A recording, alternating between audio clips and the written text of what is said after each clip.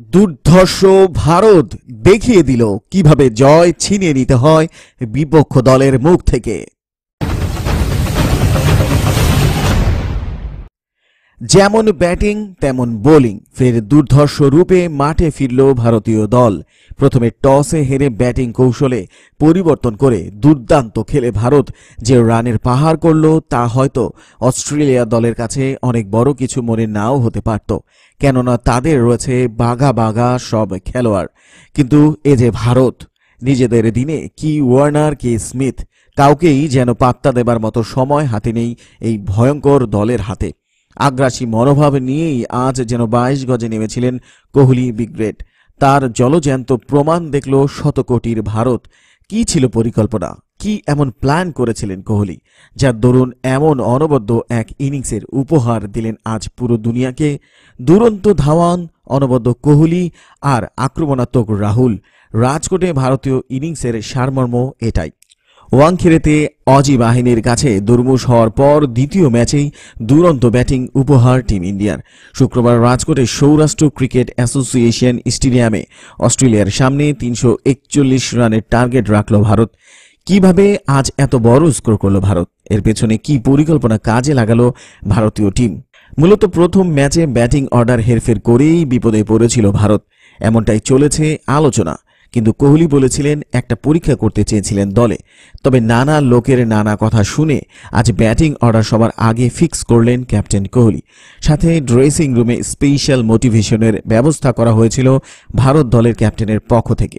এর ওপর ছিল বিসিসিআই সভাপতির স্পেশাল কিছু বার্তা, যা ভারতীয় খেলোয়াড়দের মধ্যে একটা জেদ তৈরি করে দেয় কিভাবে জয় ছিনিয়ে আনতে হয় তার জন্য।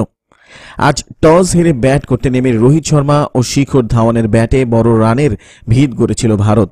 প্রথম পাওয়ার প্লের 10 ওভারে বিনা উইকেটে 55 রান তুলেছিল দুজনে, কিন্তু বেশিক্ষণ থাকলেন না হিটম্যান। 6টি 4 সহ 44 বলে 42 করে অ্যাডাম জাম্পার বলে হলেন এলবিডব্লিউ। রিভিউ নিয়েও রক্ষা পাননি তিনি। রোহিত 50-এর দৌড়গোড়া থেকে ফিরেছিলেন, আর শিখর ফিরলেন সেঞ্চুরির দরজা থেকে। কেন রিচার্ডসনের বলে 96 রানে ফাইন লেগে সহজ ক্যাচ দিলেন মিচেল স্টার্ককে। 90 বলের ইনিংসে মারলেন 13টি 4 ও 1টি 6। বিরাটের সঙ্গে দ্বিতীয় উইকেটে ধাওয়ান যোগ করলেন 103 রান। তার আগে মুম্বাইয়ের পর রাজকোটেও টানা দ্বিতীয় হাফ সেঞ্চুরি করেছিলেন শিখর ধাওয়ান। 60 বলে 50-এ পৌঁছেছিলেন তিনি। ক্রমশ আক্রমণাত্মক হয়ে উঠেছিলেন তিনি। 17 রান নিশ্চিত দেখাচ্ছিল তার, কিন্তু তা ফেলে দিয়ে এলেন বাঁহাতি ওপেনার। আগের ম্যাচের থেকে শিক্ষা নিয়ে এদিন 3 নম্বরে নেমেছিলেন বিরাট কোহলি। তাকেও ছন্দে দেখালো, সারাক্ষণ সচল রাখলেন স্কোরবোর্ড। 50 বলে পৌঁছলেন 50-এ, কিন্তু ছক্কা হাঁকাতে গিয়ে সীমানায় ক্যাচ দিয়ে আউট হলেন 78 রানে। হলেন ফের অ্যাডাম জাম্পার শিকার। অ্যাস্টন আগার লং অফে ক্যাচ ধরে ভারসাম্য হারানোর পরে ছুঁড়ে দিলেন মিচেল স্টার্ককে। তার 76 বলের ইনিংস ছিল 6টি 4।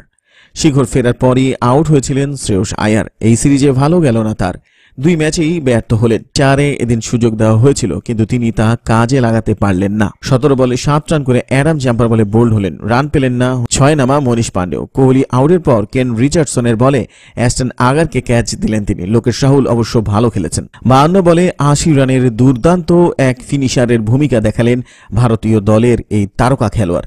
তার আগে দুপুরে মুম্বাইয়ের পর রাজকোটেও টস হেরেছিল বিরাট কোহলি। ফলে সিরিজের দ্বিতীয় একদিনের ম্যাচেও প্রথমে ব্যাটিং করতে হলো ভারত, যা চাপ বাড়ালো দলের ওপর। কারণ রান তাড়া করতেই স্বাচ্ছন্দ্য ভারতের। এদিন প্রথম 11 দুটো পরিবর্তন করা হয়েছিল ভারত দলে। দলে এলেন ব্যাটসম্যান মনীষ পান্ডে ও পেসার নবদীপ সাইনি। দলে নেই মাথায় চোটের জন্য ছিটকে যাওয়া ঋষভ পন্থ ও পেসার শার্দুল ঠাকুর। 3 ম্যাচের একদিনের সিরিজে 1-0-তে এগিয়ে রয়েছিল অস্ট্রেলিয়া। অ্যারন ফিঞ্চের দল আরব সাগরের পারে সিরিজের প্রথম একদিনের ম্যাচে 10 উইকেটে জিতেছিল। নিছক পরাজয় নয়, মঙ্গলবার কার্যত বিধ্বস্ত হয়েছিল টিম ইন্ডিয়া। শুক্রবার তাই ঘুরে দাঁড়ানোর লড়াইয়ে নেমেছিল বিরাট কোহলিরা, কিন্তু কাজটা সোজা ছিল না। অস্ট্রেলিয়াকে অনেক তৈরি দেখাচ্ছিল। তার উপর রাজকোটের নতুন স্টেডিয়ামে ভারতের পারফরমেন্সও ভালো ছিল না। এই মাঠে এখনো পর্যন্ত 50 ওভারের ক্রিকেটে ভারত কখনো জেতেনি। ওয়াংখেড়ের ওয়ানডে অনেক প্রশ্নের সামনে দাঁড় করিয়েছিল ভারতকে। শুরুতে ঝড় তুলতে পারছিল না ব্যাটসম্যানরা, অহেতুক সমীহ করা হচ্ছিল বিপক্ষ বোলারদের। প্রচুর ডট বল খেলছিলেন ব্যাটসম্যানরা, যা নিয়ে কথা উঠেছিল দলের মধ্যেই। পরের দিকে রানের গতি বাড়ানো যাচ্ছিল না, তলার দিকে ব্যাটসম্যানদের দুর্বলতাও ছিলই। এই আবহাওয়া সিরিজে সমতা ফেরানো লোকের রাজকোটে পাল্টানো হলো ব্যাটিং অর্ডার। বিরাট কোহলি উঠে এলেন পছন্দের 3 নম্বরে, শ্রেয়স আয়ার উঠে এলেন 4-এ। ঋষভ পন্থের অনুপস্থিতিতে এই ম্যাচে লোকেশ রাহুলের ঘাড়ে উইকেট কিপারের দায়িত্ব ছিল। উইকেট কিপার হিসেবে দলের সঙ্গে কেএস ভরত দলে যোগ দিলেও তাকে খেলানো হয়নি। তীক্ষ্ণতার অভাব দেখা গিয়েছিল বোলিংয়েও। জসপ্রীত বুমরা, মোহাম্মদ শামি, শার্দুল ঠাকুরকে নিয়ে গড়া পেস আক্রমণ ভরসা দিতে পারেনি ওয়াংখেড়েতে। চায়নাম্যান কুলদীপ যাদবের কারিকুটিতেও আর রহস্য হয়ে থাকেনি।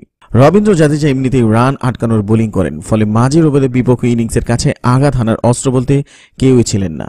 আর কুলচা জুটির সমস্যা হলো কেউই ব্যাটিং করতে পারেন না। দুজনকে খেলালে তাই ব্যাটিং গভীরতা আরও কমে, ফলে যুজবেন্দ্র চাহাল বা কুলদীপে কোনো একজনকে বসিয়েই নামতে হচ্ছে। দুজনকে একসঙ্গে খেলানো যাচ্ছে না। রাজকোটেও তাই হলো। এই মুহূর্তে প্রধান কাজ বোলারদের। বোলাররা নিজেদের কাজের কাজটাই করে দেখিয়ে দিলেন আজ।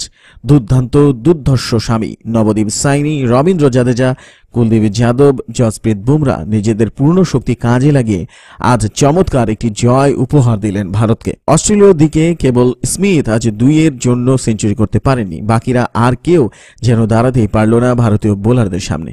সবশেষে বলা যায় অলরাউন্ডার এক পারফরমেন্সের জেরেই সিরিজে দুর্দান্ত জয় দিয়ে সমতা ফেরালো ভারত।